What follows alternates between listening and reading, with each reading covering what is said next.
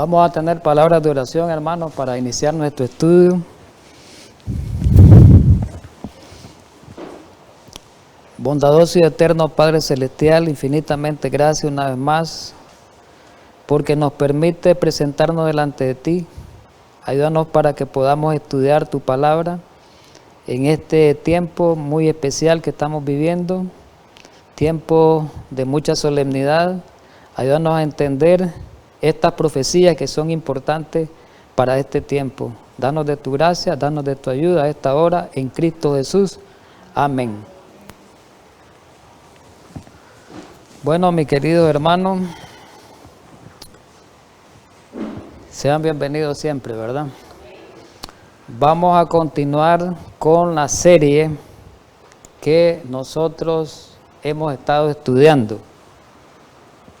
La serie, ¿verdad? Repitiendo lo que hemos dicho anteriormente, la serie se llama Daniel, un libro para nuestros días.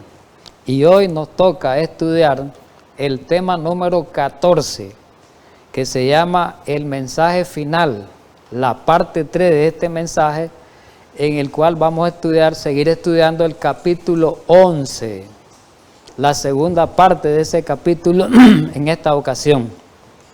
Vamos a iniciarlo con un versículo de apertura que es muy importante, es un versículo que tiene mucha amplitud, mucho significado a la hora de evaluar un estudio profético. Y dice la palabra inspirada en la segunda carta del apóstol Pedro, capítulo 1, el versículo 19. Tenemos también la palabra profética más segura, a la cual hacéis bien en estar atentos como a una antorcha que alumbra en lugar oscuro, hasta que el día esclarece y el lucero de la mañana salga en vuestros corazones. Muy interesante la introducción con este pasaje bíblico, en el cual destaca y dice que la profecía es una palabra segura. ¿Por qué es segura? Porque es una palabra que viene de Dios directamente. Y sabemos que Dios es un ser que no falla, es un ser infalible, ya que nosotros somos falibles, pero Dios es infalible, su palabra es segura, su palabra nunca ha fallado, ¿verdad? Todo lo que se escribió se ha ido cumpliendo a lo largo del tiempo, y la historia ha ido comprobando los sucesos que están descritos en la profecía. Así que a esta hora pues vamos a estudiar siempre el capítulo 11 en la segunda parte, pero vamos a hacer un repaso. Los primeros minutos que vamos a ocupar en este estudio es un repaso del tema anterior para aquellos que no pudieron ver o visualizar este tema. La visión comienza en el versículo 2 del capítulo 11 y dice: y ahora yo te mostraré la verdad.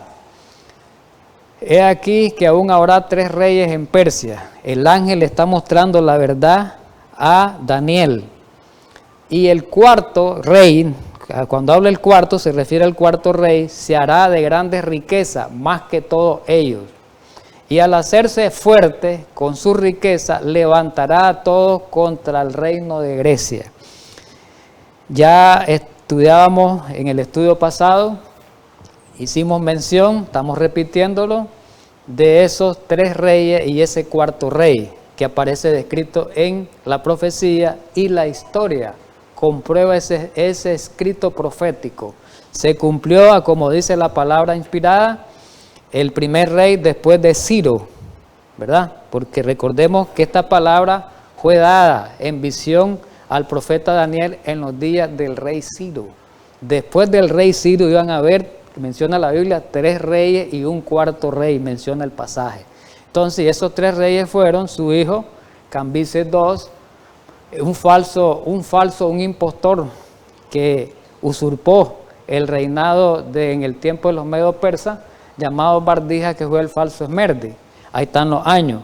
Y después el tercer rey fue Darío I, conocido como Darío Istape, que ese Darío fue el que también emitió el segundo decreto para la reconstrucción de Jerusalén en el año 520 a.C. Y el cuarto rey, que fue rico, un rey rico, y fue el primer rey que le hizo guerra a los griegos, fue Jerjes o el Asuero, el rey Asuero, que aparece en el libro de Esther, en los días de Mardoqueo. Recordemos eso, ¿verdad? El versículo 3 del capítulo 11 dice que después de esos reyes, tiempos después, se iba a levantar un rey valiente, el cual iba a dominar con gran poder y hará su voluntad. En el estudio pasado decíamos que ese rey valiente era Alejandro Magno, y que Alejandro Magno dominó gran parte del mundo en ese tiempo, ¿verdad? Y lo sometió a todos esos pueblos a hacer su voluntad. Desgraciadamente, Alejandro Magno murió muy joven, ¿verdad? Y después el versículo 4 dice, 11:4, que este reino de él, al morir él, se dividió el reino. Y por eso aparece el versículo 4, dice, pero cuando se haya levantado ese rey, que era Alejandro Magno, su reino será quebrantado y repartido hacia los cuatro vientos. Y esto se refiere a la división del reino griego por medio de los generales de Alejandro, que fueron Casandro, aquí aparece, ¿verdad?, en la imagen, que se quedó con Macedonia, Grecia al occidente, después fue Seleuco, que dominó el oriente, después vino Lisímaco, que dominó la parte norte, y Ptolomeo, que dominó la parte sur. Ahí aparecen descritos los lugares que dominó Ptolomeo. Bien, pero no solo en el capítulo 11 aparece esta descripción, sino en el capítulo 7 del libro de Daniel, donde se habla de las bestias proféticas que representaban los reinos. Ahí el reino griego representado, ¿verdad?, recordemos, por el leopardo. Y esas cuatro cabezas de leopardo simboliza cuatro reyes, simbolizaba la división del reinado de Alejandro. También en el capítulo 8, haciendo repaso, el reino griego es representado en la profecía del carnero y el macho cabrillo. Ahí es representado por el macho cabrillo, y el cuerno grande que fue quebrado fue dividido en 4 cuernos, y esos 4 cuernos, esa división, son los 4 generales que acabamos de mencionar. En el versículo 5, siguiendo la trayectoria profética del capítulo 11, y se hará fuerte el rey del sur, mas uno de los príncipes será más fuerte que él, y se hará poderoso, su dominio será grande. A partir de este versículo, decíamos en el estudio anterior, a partir del versículo 5, ¿verdad?, el capítulo 11, la profecía siempre va a presentar al rey del norte y al rey del sur, porque recordemos en el estudio anterior que al final de los 4 generales se redujeron a 2, solamente quedaron 2 generales. Hubo lucha entre ellos por más de 20 años, y al final se quedaron 2 generales luchando o peleando por el reino. Era el reino del norte y el reino del sur. Miremos el pasaje. Dice, y se hará fuerte el rey del sur. ¿Quién es el rey del sur que se hará fuerte en ese inicio? La historia lo comprueba, que fueron el rey Ptolomeo. Los Ptolomeos, se refería a los Ptolomeos, el rey del sur. Y dice que este rey, más uno de los príncipes, será más fuerte que él, uno de los príncipes de Alejandro. Iba a ser más fuerte que él, y ese príncipe, ¿quién fue ese príncipe que iba a ser más fuerte que Ptolomeo? Seleuco. Y ahí comienzan las luchas entre estos 2 poderes. Aquí aparece una lista histórica de los reyes Seleucida, descendiente de la dinastía de los Seleucitas, y de los reyes Ptolomeos. El pleito que tuvieron por años, el reino del norte y el rey del sur, el pleito que tuvieron por muchos años. Y aquí aparecen descritos cada uno de ellos. El primero que aparece por el Ptolomeo, por el rey del sur, aparece Ptolomeo I Sóter, y en el reino del norte Seleuco I fue llamado Nicanor. Desde ahí comenzó el pleito, y después cada uno de estos, la descendencia de ellos, fueron peleando con la descendencia del otro, el reino del norte, ¿verdad? Eso fue por muchos años. pero la interpretación de los primeros 13 versículos, decíamos, ese estudio es casi unánime. Pero en adelante, el versículo 14 en adelante, aparece en el escenario ya Roma. Ya Roma aparece en el escenario, ¿verdad? Y Roma va a aparecer en el escenario, decíamos en el pasado estudio, como el nuevo reino del norte. ¿Ves? Eso lo estudiamos en el estudio pasado, ¿verdad? Solamente estamos haciendo un repaso. Bien, y Roma aparece ya como el reino del norte en su fase imperial, aparece descrito en los versículos, siempre hablando de Daniel 11, del 14 al 29, como Roma imperial. Ya como Roma papal, como el papado, como la Iglesia Católica, ya aparece en los versículos del 30 y 39, pero esto fue en el periodo de la Edad Media. Y la parte final, que es la segunda etapa de Roma papal, la supremacía papal número 2, que se le llama, como es la tercera fase de Roma, dice que aquí aparece aquí está la información, a partir de su herida mortal, que fue en el año 1798, cuando el papado volvió a tomar el poder mundial, y también aparece descrito en esos versículos, en los versículos del 40 al 45, ahí está descrito, y ahí aparece también la caída de Roma, que eso es lo que estamos estudiando. Muy bien, vamos a entrar al tema de hoy. Ya, eso fue un repaso.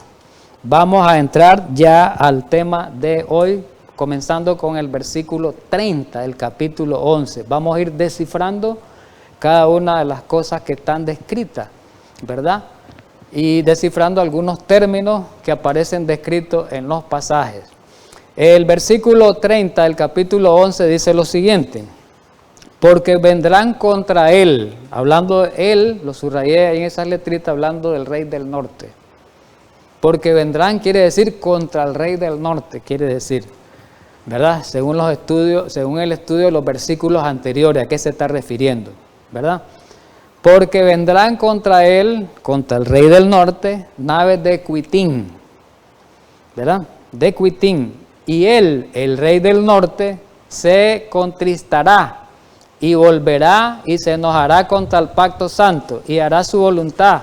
Volverá, pues, y se entenderá con los que abandonen el santo pacto. Muy importante esto.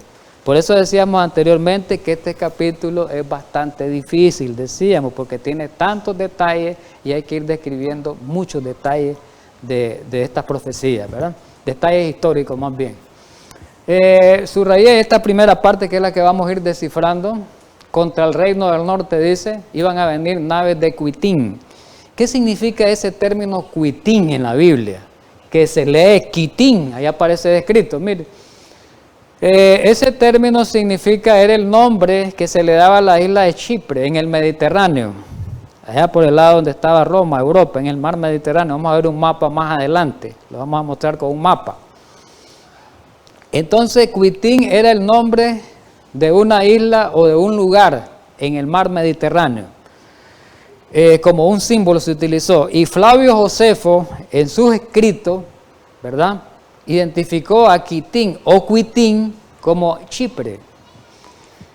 Entonces, Cuitín, en el versículo 30, ¿qué representa? Representa el Mediterráneo y la parte sur. Representa un lugar, algo como geográfico, de donde iban a partir, dice, de donde partieron las naves de los vándalos contra el Imperio Romano, que perdió finalmente la lucha contra esta poderosa tribu bárbara.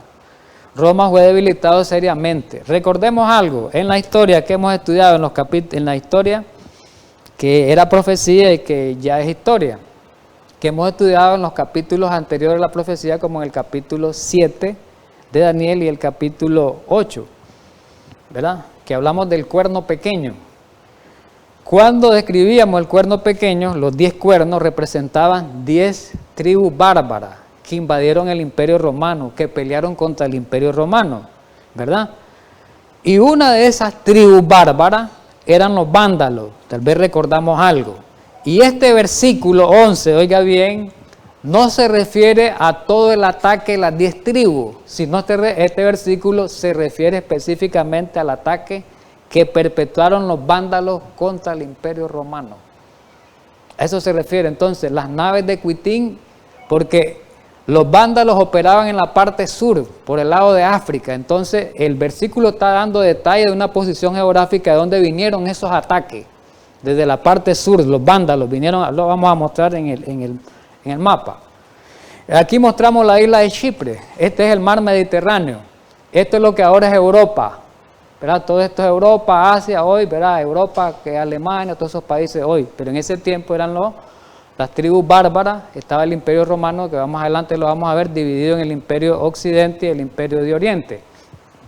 Entonces Chipre era una isla, ahí está marcada, miren, que quedaba en el mar. Entonces Roma estaba aquí, donde estaba el papado. Entonces los vándalos vinieron desde el sur para atacar el Imperio Romano. Eso es importante lo que quiere decir el versículo. Vamos a ver las causas que propiciaron la caída del Imperio Romano. ¿Por qué el Imperio Romano? Cuando hablamos del Imperio Romano estamos hablando la Roma de los Césares, la Roma imperial, la Roma, aquella Roma que participó en la muerte de Cristo, de esos romanos. No estamos hablando solamente no estamos hablando aquí del papado, vamos a hablar de la Roma imperial primeramente. Miren, ¿cuáles fueron una de las causas de la caída del Imperio Romano? Para después darle transición y pasar a Roma papal. La primera fue la división del Imperio Romano. Se dividió en dos partes, lo vamos a ver más adelante. En el Imperio Romano de Occidente y el de Oriente. Después fue otra cosa que propició la caída del Imperio Romano y lo debilitaron, fue la invasión de las tribus bárbaras, sobre todo las tribus arrianas, los 3 últimos cuernos que serían arrancados, dijo el profeta, se le presentó al profeta Daniel los 3 cuernos para que se instalara el papado, la abominación desoladora. Y después, otra cosa que propició, otra causa, la caída del Imperio Romano fue la gran apostasía, que obligó a Dios a retirar la bendición y la protección a Roma. Es importante eso. Miremos la división del Imperio Romano, y lo vamos a ver ilustradamente, de una manera ilustrativa. ¿Cuándo marca el inicio de la división del Imperio Romano? Porque el Imperio Romano era uno solo. Aquí aparece en el gráfico ya dividido, pero el Imperio Romano era todo esto que está aquí, las dos partes, todo. Pero después el Imperio Romano se dividió porque las tribus bárbaras atacaron. Pero ¿cuál fue la causa primera por el cual el Imperio Romano se dividió? Dice que fue el traslado de la sede imperial o la capital del imperio de Roma a Constantinopla en el año 330 por Constantino. Por eso la Constantinopla viene de Constantino. Así le puso el nombre el emperador Constantino a donde se trasladó su capital. Entonces Constantino cuando el imperio era uno solo, Constantino estaba en Roma. Habitaba en Roma, la capital del imperio, pero después lo divide y dice, me va a trasladar allá a Constantinopla. Se traslada a Constantinopla y ya queda dividido en el Imperio de Occidente, que aquí, donde atacaron las tribus bárbaras, ahí señalamos el Imperio de Occidente y el Imperio de Oriente, que es donde estaban los Césares, donde estaban los emperadores romanos. ¿Estamos de acuerdo? Entonces, marcó el comienzo de la caída del Imperio Romano porque después se trasladó la sede imperial de Roma a Constantinopla y ahí el imperio quedó dividido. Ya lo elegimos, el de Occidente y el de Oriente, ¿verdad? Pero esta división se profundizó con la muerte de Constantino. Cuando Constantino muere, en el año 395, quedan los hijos heredando el reino, pero habían 3 hijos y comienzan a pelearse entre ellos por el reino. Eso profundizó más la división más del Imperio Romano, ¿verdad? Entonces vamos viendo las causas.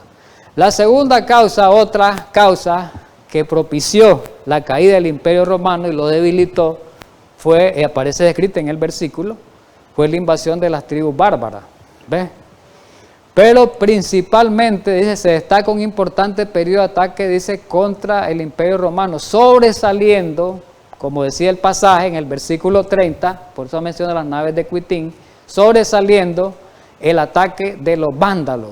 Fue un ataque muy consistente, fue un ataque muy significativo, que eso obró para que el Imperio Romano se debilitara más y se dividiera más, se fragmentara más. Entonces fue el ataque de los vándalos con su líder, que fue Genserico. Y estos hicieron serios ataques. El resto de los bárbaros, las tribus bárbaras, hasta que el imperio cayó en el año 476 después de Cristo. Históricamente, lo sabemos, Roma fue atacada por muchas tribus bárbaras, 10 se mencionan, históricamente. Cuando el imperio romano cayó en el año 476, ¿dónde lo vemos eso? En las profecías de Daniel lo hemos visto. Los 10 dedos representaban a esas tribus bárbaras, en el capítulo 2, ¿verdad? De Daniel. El capítulo 2 de Daniel, los 10 dedos, en la famosa profecía de la imagen que le presentó a Nabucodonosor, ahí los 10 dedos representaban a las tribus bárbaras. Y en el capítulo 7, los 10 cuernos de la bestia terrible, esto ya lo sabemos, estamos como haciendo un repaso, porque ya lo sabemos, esos 10 cuernos representaban a esas tribus bárbaras en Daniel 7. Pero aquí la historia, miremos lo que dice. Desde el año 476 dejó de haber imperio en Occidente. Y el papado dice, como ya procede llamar al episcopado de Roma, heredó mucha parte de la autoridad del emperador en Occidente, añadiendo un gran poder espiritual que empezaba a ejercer sobre toda la iglesia. Aquí ya el papado comienza ya a agarrar poder, ¿verdad? Porque el emperador comienza a darle poder a través de decretos y a través de apoyo militar, que eso lo vamos a ver. Aquí vemos este mapa, las invasiones de las tribus, ahí están todas las tribus, mire cómo invadieron el imperio romano, aquí está la división del imperio, esta parte del occidente, esta es la de oriente, aquí aparece descrito, ustedes miran en la lámina, todas las invasiones, por lo menos la de los vándalos que está descrita con este color, síganme, todo eso fue la invasión de los vándalos, de dónde vinieron, ¿verdad? Ahí lo podemos ver en el Mediterráneo. En las profecías de Apocalipsis de Uriah Smith, en las páginas 131 y 132, ahí menciona este hecho muy importante describe más bien el ataque de los vándalos a Roma, al imperio romano. Y dice Uriah Smith, desde el puerto de Cartago salió Genserico, que era el jefe de los vándalos, repetidas veces como pirata para arrebatar presa al comercio romano y hacer la guerra al imperio. Se reunió en el seguro y espacioso puerto de Cartagena en España, pero Genserico, que era el jefe de los vándalos, sorprendió la flota romana, sin custodia en la bahía de Cartagena. Muchos de los barcos fueron hundidos, capturados o quemados.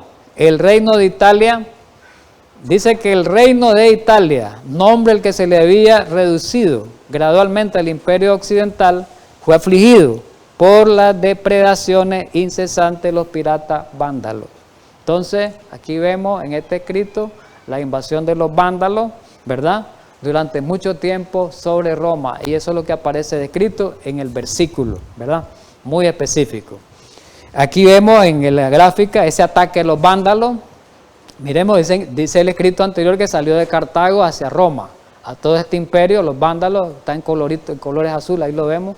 Fueron unos ataques, fue uno de los ataques que sobresalió más de las 3 tribus arrianas y de las 10 tribus de los bárbaros, ¿verdad? Pero de las arrianas fueron los vándalos los que sobresalieron con este ataque y es mencionado en este capítulo 11 de Daniel. Esto es pura historia, decíamos, hermanos, la primera parte, tengamos paciencia, la primera parte de esto es bastante histórico, después vamos a ir a la parte profética, que es la parte final de Daniel 11, pero para eso necesitamos conocer todo esto. Otra de las causas que propiciaron la caída del imperio romano fue la gran apostasía que hubo. Recordemos algo, ahí lo menciona ahorita, leamos de nuevo el pasaje. El pasaje decía que iban a venir contra él las naves de Cuitín, que ya lo estudiamos, ¿verdad? ¿Qué significaba ese término? Y se contristará y volverá y se enojará contra el pacto santo. Aparece otro término descrito. La pregunta es, ¿qué es el pacto santo aquí en el versículo? ¿Qué cosa es el pacto santo? El comentario bíblico adventista del tomo 4 nos ayuda a entender qué es el pacto santo en la página 897. ¿A qué se refería que Roma se iba a enojar contra el pacto santo? ¿A qué se estaba refiriendo el pasaje? Dice que ese pacto santo es el plan de salvación. Y la Biblia, sabemos por la Biblia que el plan de salvación se trazó desde la eternidad, ¿verdad? Y fue confirmado un hecho histórico con la muerte de Cristo. Fue trazado desde la eternidad y se confirmó con la muerte de Cristo, ¿verdad?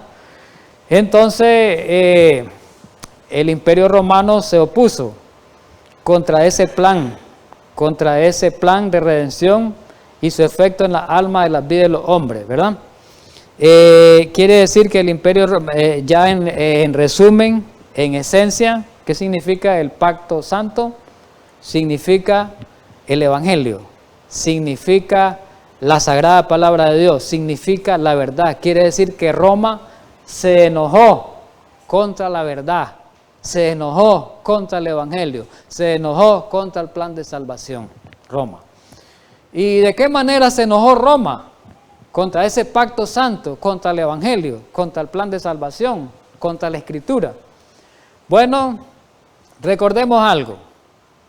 Hay que hacer, antes de leer esto, vamos un poquito de historia, rapidito. Recordemos las persecuciones romanas. Roma persiguió encarnizadamente a los cristianos aproximadamente durante aproximadamente unos 3 siglos.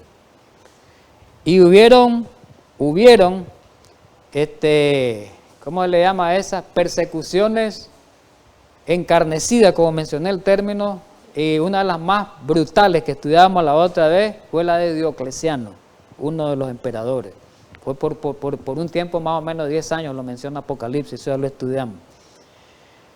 Pero el problema es que a medida que Roma incrementaba su persecución, su fuerza, incrementaba en la forma como exterminar a los cristianos, pero había como un misterio, miraban, de que a medida que mataban más cristianos, se convertían más cristianos. Entonces había un problema en el Imperio Romano. ¿Qué hacer con esto? El diablo, ya sabemos que el Imperio Romano fue instrumento del diablo, ¿verdad? Entonces, el diablo buscó una manera, una forma, un método para dominar al cristianismo, para hacerlo caer al cristianismo. Ya no fue por la fuerza. Bueno, ¿qué fue lo que pasó? Se le presentó una supuesta, ¿verdad?, visión a Constantino. Dice que hubo una cruz, ¿verdad? Ahí la menciona esa visión. Y que Constantino, por esa visión, se convirtió al cristianismo.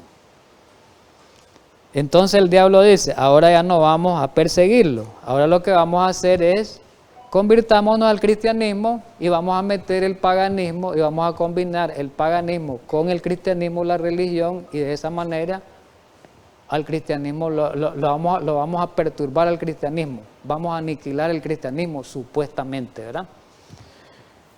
Aquí lo describe un historiador, pero dice que la conversión de Constantino al cristianismo no fue sincera, sino tan solo una maniobra política para fortalecer el imperio y fomentar su unidad. Y este escrito de este historiador dice que después del año 314, y Constantino se convirtió en el 312, el edicto de Milán fue en el 313 por ahí, como 1 año o 2 años antes se había convertido Constantino, pero Constantino después emitió monedas en el imperio, y en esas monedas, Constantino, dice aquí el escrito, aparecen como un símbolo para el dios Sol, ¿verdad? Esa moneda, una cruz, muestra una cruz con brazos equidistantes iguales, ese es el escrito como un símbolo para el dios Sol, no la cruz de Cristo, que significaba el martirio de Jesús, sino al dios Sol. Si la visión de la cruz lo impresionó y fue utilizada como símbolo de alentamiento, no pudo haber sido en honor a Jesús, la cruz, porque Constantino continuó honrando la deidad del sol y al símbolo de la deidad del sol y la cruz. Eso siguió adorando Constantino. Entonces, vemos de que 1 año o 2 años después de la conversión, Constantino todavía en su moneda infringe la imagen del dios sol, y entonces quiere decir que Constantino no estaba convertido totalmente. Fue una maniobra política, ¿verdad? Y ahí comenzó a unirse la iglesia cristiana al Estado romano, y ahí se cometió la famosa fornicación apocalíptica que habla Apocalipsis, ¿verdad? Que se mezcló la verdad con el error, y eso trajo como esa mezcla el origen del catolicismo. El catolicismo nace en esa mezcla. El catolicismo es la unión del paganismo con el cristianismo. De esa manera Satanás trató de aniquilar la iglesia de Dios, que no la pudo aniquilar, pues, porque siempre ha habido un remanente, no la ha podido aniquilar y ni le va a aniquilar. Siempre va a haber un remanente que se mantenga fiel a los principios de Dios. Miremos historia. En el año 313, el emperador Constantino reconoce oficialmente el cristianismo mediante un edicto, que ya lo hemos estudiado, el edicto de Milán. Pero en el año 321, miremos qué clase de conversión mentirosa de Constantino, la historia lo va desenmascarando. En el año 321 se da la famosa primera ley dominical. Ahora, si Constantino era cristiano, ¿por qué ahora va a poner el domingo en vez del sábado y cobijando, camuflando la adoración al dios sol por medio de la oración de ese día domingo? Y la gente ni cuenta se da, porque como no estudiamos la Biblia, ni estudiamos la historia, ni cuenta nos damos de dónde viene el domingo, el origen. Viene de Roma. Mire la historia cómo lo va marcando. Esto ya lo hemos estudiado, mi querido hermano, pero como aparece aquí en Daniel 11, pues lo estamos como repitiendo, ¿verdad? Por primera vez en la historia el domingo fue declarado día de reposo. ¿Qué año? Año 321. Hasta ese momento que habían guardado los cristianos únicamente el sábado, únicamente, pero de ahí comenzó, aquí está la ley dominical, primera ley dominical de Constantino en el Códice de Justiniano. Dice literalmente que todos los jueces y todos los habitantes de la ciudad y todos los mercaderes y artesanos descansen el venerable día ahí está, miren, día del sol, el domingo, que descansen el día del sol. Y ahí menciona, ¿verdad?, los trabajos y todas esas cosas que no quiero leerlo. Mire cómo dice, descansen el venerable día del sol. No es el día de Cristo, como dicen los cristianos, no es el día de la resurrección. Ahí Constantino no hizo énfasis en el día de la resurrección, día del sol, dice, no día de resurrección. ¿Ve? Que está claro de dónde viene el origen el domingo, mi querido. Y aquí Daniel lo está mostrando en este capítulo, que ya lo hemos estudiado en otros capítulos. Pero en un diccionario enciclopédico, Spamer, artículo domingo, se llama el artículo, dice ahí, una ley posterior del año 425 después de Cristo prohibió la celebración de toda clase de representaciones teatrales, y finalmente en el siglo VIII se aplicaron en todo su rigor el domingo cristiano las prohibiciones del sábado judío. Sigamos en la historia.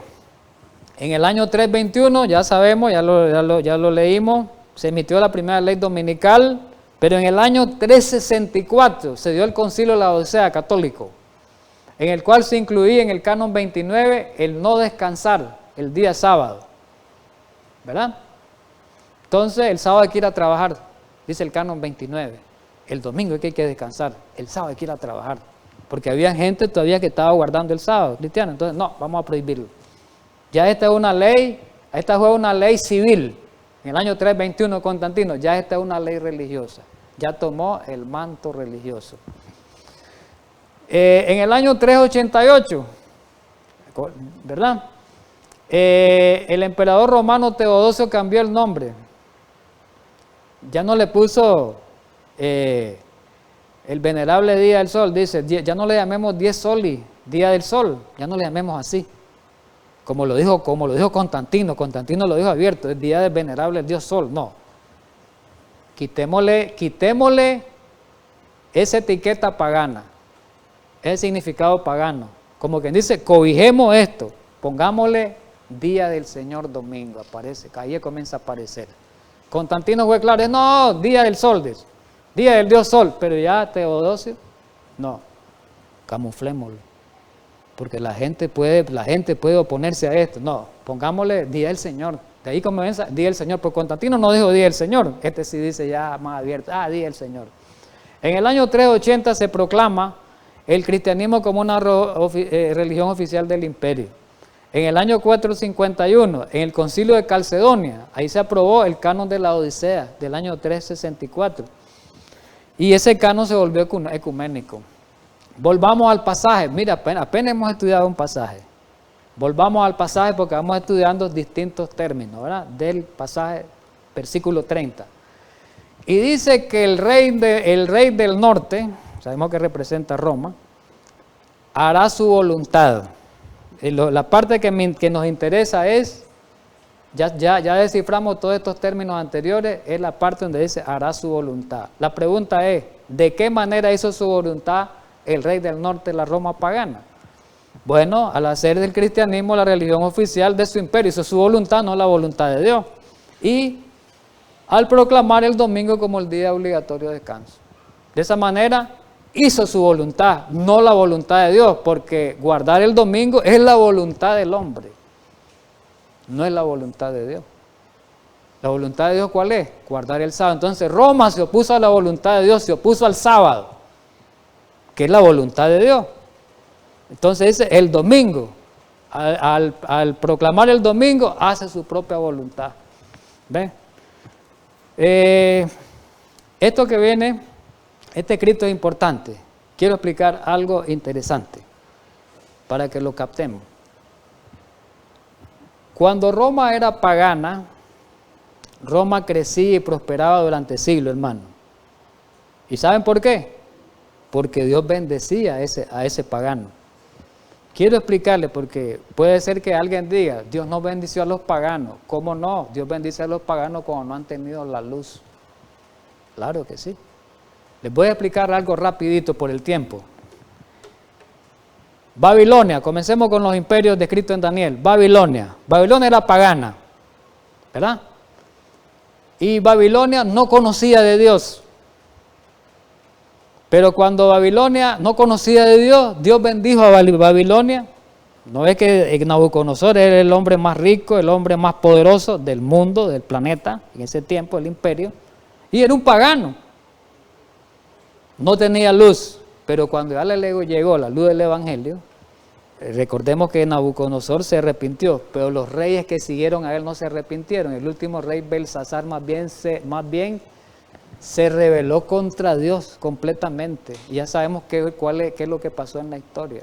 Le fue quitado el reino a los babilonios. Le quitó Dios la bendición que le había dado. Después vinieron los medo persas con Ciro del decreto. Ciro fue el primero que dio el decreto. Dios lo seguía bendiciendo al imperio, pero después los sucesores de Ciro se apartaron de Dios, ¿verdad? No, es decir, cuando tuvieron la relación con el pueblo judío, por medio de Daniel, algunos profetas y otras personas ahí del pueblo, evangelizaron. Pero ellos, los reyes que vinieron después de Daniel, no aceptaron la verdad del evangelio. Entonces Dios dice, bueno, se acaba este reino, se termina su tiempo de gracia, le quito las bendiciones. ¿Qué reino vino? Grecia. Lo mismo pasó con Grecia, y lo mismo pasa con Roma, para ya resumirle. Entonces a Roma Dios lo bendijo. Y en los días de Jesús, era en los días de Jesús, para ese tiempo, era el tiempo más poder de Roma, con más poder. Pero, ¿por qué Dios le quita la bendición a Roma? Porque más bien Roma trató de aniquilar el cristianismo, y lo último que Dios permitió es que Dios permitió hasta dónde iba a llegar Roma, es la gran apostasía, cuando se fusionó el catolicismo, el cristianismo con el paganismo para fundar el catolicismo. Ahí donde vino la debacle. En el 31 dice, y se levantarán, vamos al 31, y se levantarán de parte de sus tropas, el reino del norte, que profanarán el santuario y la fortaleza. ¿Qué significa eso? La historia dice que en el año 508 el rey Clodoveo, uno de los francos, que eran paganos, recordemos que las tribus bárbaras eran paganos, se convirtió al evangelio. Se convirtió, perdón, al evangelio, no digamos mal, es mal dicho todavía la palabra, al catolicismo. Se convirtió al catolicismo. El que peleaba contra el catolicismo se convierte y después, cuando Clodoveo se convierte, Clodoveo ayudó con su poderío militar y su influencia para que los otros reyes, 6 reyes más, porque con él 7, ¿verdad?, que eran paganos, se convirtieran al cristianismo. De esa manera Roma ganó adeptos, ya tenía 7 tribus bárbaras, pero hubieron 3 tribus que no aceptaron y que pelearon contra ellos, que fueron las 3 tribus arrianas, los 3 cuernos que aparecen en Daniel 7, que fueron los vándalos, los érulos y los ostrogodos. Eso lo hemos visto, ¿verdad?, en otros estudios. Entonces, ¿qué pasó?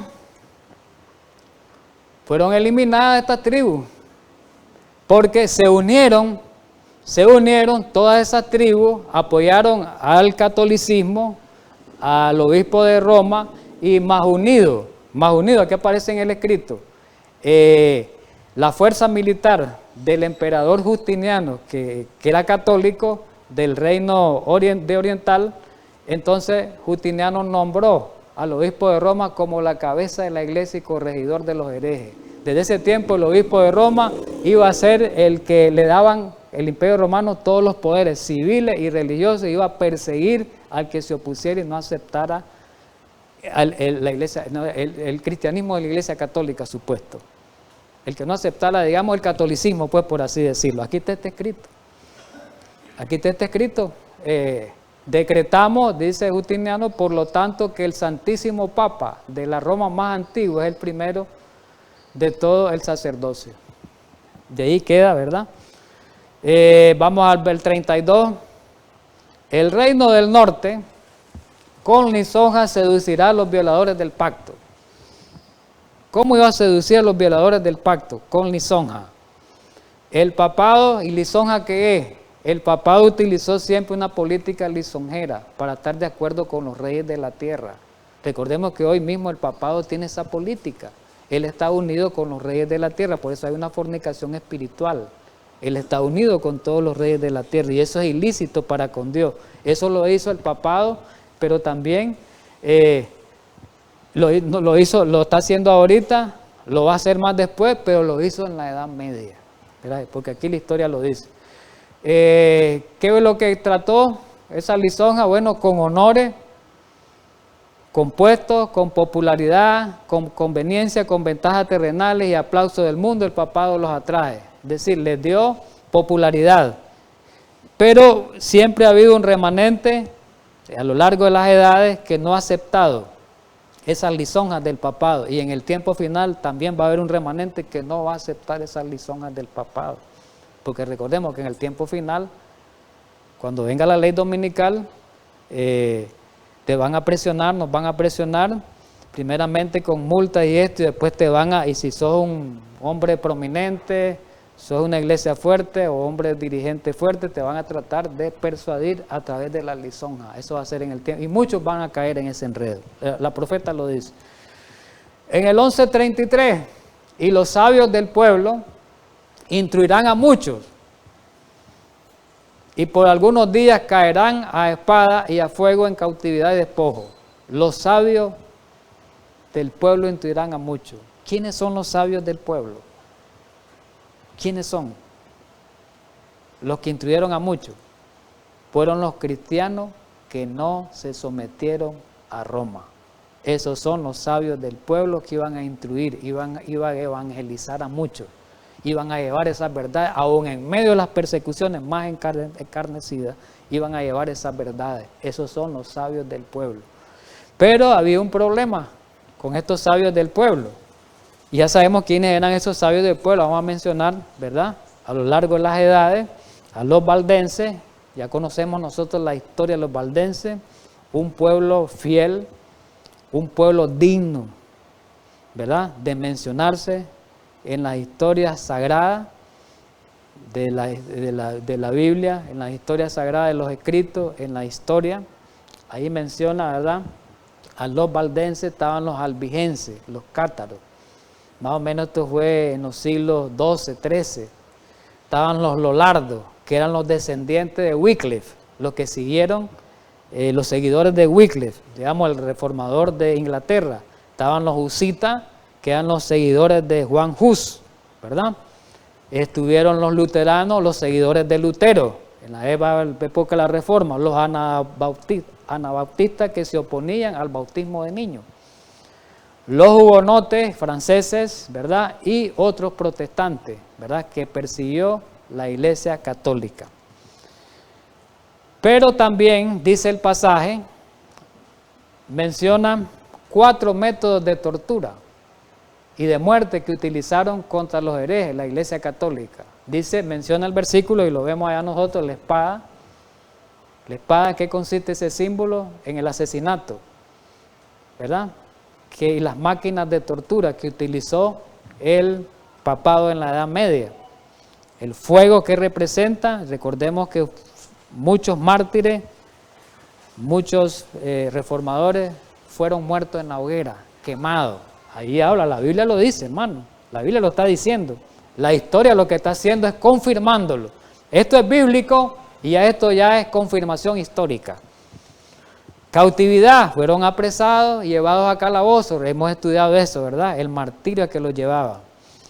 Fueron despojados, recordemos que los valdenses le quitaron todas sus propiedades, toda su riqueza y tuvieron que huir a las montañas, allá a los Alpes, que a zonas heladas, porque los despojaron de todos sus bienes. El versículo 33 dice que por algunos días iban a sufrir, iban a ser perseguidos. ¿En qué consisten esos días? ¿A qué tiempo se hace referencia? A los 1260 años de persecución papal, que está descrito en la Biblia. Mira, los 3 tiempos y medio descritos en la Biblia, están todos los versículos, ¿verdad? No me da tiempo a hablar de ellos. Los 42 meses que habla la Biblia son los 1260 años. Los 1260 días, aplicando la regla día por año, son 42 meses proféticos y son 3 tiempos y medio, ¿verdad? Que eso lo hemos estudiado en estudios anteriores. Aquí aparece mejor descrito en esta lámina, ¿verdad? Y esos 1260 días comenzaron, años, ¿verdad? Comenzaron en el año 538, cuando el papado, cuando fue eliminado el último cuerno que se le oponía, el último poder arriano al papado, que eran los ostrogodos, ¿verdad? Entonces el papado quedó libre, ya nadie se lo oponía, desde ahí comenzaron las persecuciones fuertes medievales hasta el año 1798. Muy bien. El movimiento de la Reforma fue seguido por 100 años de guerra religiosa, movimiento de la Reforma, y aquí aparecen descritas la historia, la guerra de los protestantes alemanes, están los años, la guerra de los protestantes en Holanda, ahí aparecen los años, la guerra contra los hugonotes en Francia, aparecen los años descritos, la famosa matanza ahí aparece descrita de San Bartolomé, que en un día se mataron más de 10,000 personas. El atentado de Felipe contra Inglaterra en Inglaterra y la guerra de los 30 años. Cada una de estas guerras que acabamos de mencionar fueron iniciadas por reyes católicos, pero fueron influenciados por el Papa y los jesuitas con el propósito de aplastar el protestantismo y hacer desaparecer la religión cristiana. Bien, ya vamos a ir terminando, unos minutitos más. Jesús, en su último sermón hizo mención a esta tribulación, hizo mención a esta persecución. En el versículo 9, el versículo 21 y 22, Mateo 24 lo describe. Vamos a leer un poquito. Entonces os entregarán a tribulación y os matarán. ¿Se cumplió eso? Sí, pero se va a volver a cumplir. Y seréis aborrecidos toda la gente por causa de mi nombre. Versículo 21, ese es el 9. Porque habrá entonces gran tribulación. Se le llamó gran tribulación, porque este término gran tribulación tiene 2 aplicaciones. Se le llamó a la tribulación de la Edad Media, pero se le va a llamar el gran tiempo de angustia descrito Daniel en Daniel 12:1 para este tiempo final. Y dice que durante esos años la obra diabólica del catolicismo persiguió, juzgó, condenó, torturó y asesinó en los tribunales de la famosa Santa Inquisición a decenas de millones de cristianos. Miremos la historia como lo dice. Dice que ningún protestante que tenga conocimiento competente de la historia pondrá en tela de juicio que la Iglesia de Roma ha derramado más sangre inocente que ninguna otra institución que jamás existió en la humanidad. ¿Quién es aquel que ha derramado más que Hitler? Más que Hitler. Que a Hitler lo miramos como el mayor asesino que hemos conocido, pero no. La Iglesia, el catolicismo romano, el nazismo no mató tanto como el catolicismo, ¿verdad? Profesar una fe, aquí está escrito, una fe contraria a la Iglesia de Roma. La historia registra el martirio de más de 100 millones de personas. Óigase bien, esos 1260 años, más de 100 millones de personas. A un promedio de 40,000 asesinatos diarios la Iglesia Católica perpetuó en esos años. ¿Qué le parece eso? ¿Ah? 40,000.